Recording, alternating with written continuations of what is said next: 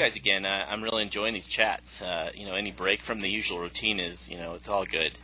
So I'm really interested to understand how modeling fits into the Agile paradigm.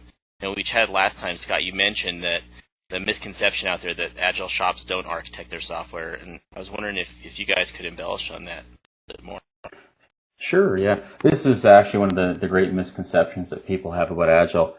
The reality is that the vast majority of Agile projects do in fact do architecture, and they'll do some architecture and visioning up front, but the main differences that we see is that the Agiles will spend, maybe days or a week or so doing this sort of work, and not, weeks or months that we see sometimes in the traditional world. So there's the main difference is that the Agile community tries to get the value out of modeling, which is to think things through and to communicate ideas, but to not take the hit of unnecessary documentation. So we're focusing on the value and not on the bureaucracy.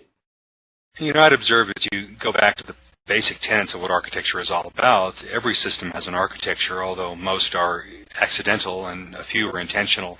And the desire is to increase the intentionality of that design, because in the end, all architecture is design, although not all design is architecture. And for me, architecture represents the significant design decisions that shape a system. The challenge, though, is that you can't a priori know what all those decisions are unless you've actually tried it against some raw running naked code. So by having a process, which is what Agile is all about, to do the minimal but intentional and desirable things necessary, and then validate those against real running systems, and then come back and revisit those, then you have this delightful dance between architecture and implementation, and the two really influence each other over time. Exactly. Right. So how does software architecting, modeling, and construction differ in Agile shops than in more traditional shops? Or is there a difference, or should there be a difference? Well, it depends on what you mean by more traditional, but if you're assuming that the more traditional tends to do more heavyweight modeling before they touch a line of code and before they validate it, then the fundamental difference is having this tighter feedback loop between asserting the design decisions and then validating them against reality, because injecting reality is always a good thing. Right. Yeah, the customer I'm dealing with, what they tend to do is do one large, technical design document at the beginning of the software process. Then 6 months later, they deliver code to production. So that's kind of what they're doing today, and that's obviously not working for them. Yeah, that's a common approach, and it's actually fairly risky in practice.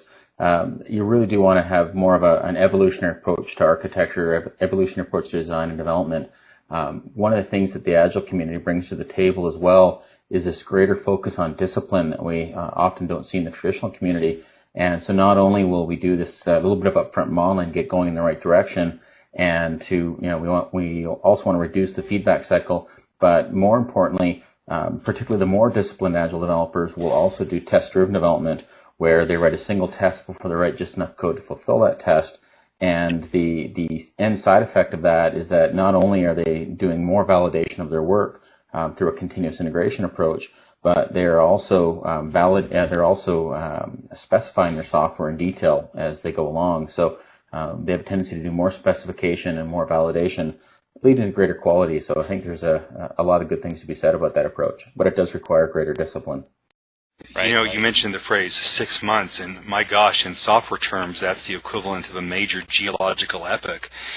There's so much that can happen in that time frame, and if one asserts those kinds of decisions to any level of detail over a 6-month period without validating those with reality, then you've probably done the illusion of architecting, but you probably architected the wrong things. Indeed, you can't even really reasonably ask the right questions about the architecture until you have something to validate it against. So this feedback loop that Scott speaks of is so essential to making the right architectural decisions about the right issues and actively attacking risk.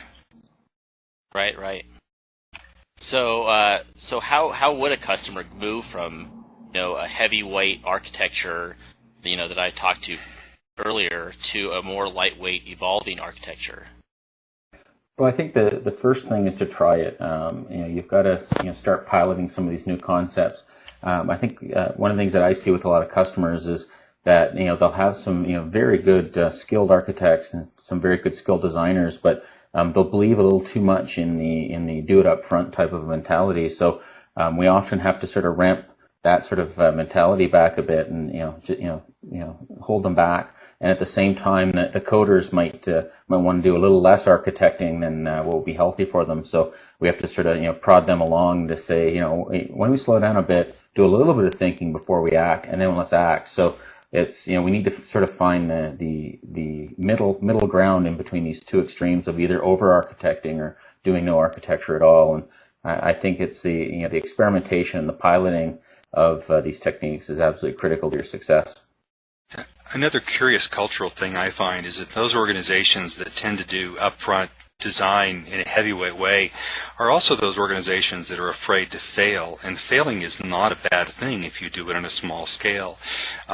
Again, you can't know a priori all the risks you're going to encounter, so by proceeding in a manner where you have rapid feedback, you build things and try them, that actually creates the opportunity where you can fail small and learn from that, as opposed to being ultra conservative in your designs and failing big in the end, whereas many who follow traditional waterfall life cycles often end up.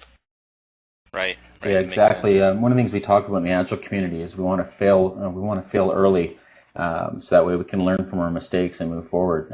By failing earlier, and by failing in short feedback loops, you end up being you reduce your risk, and it ends up being a lot less expensive in the long run.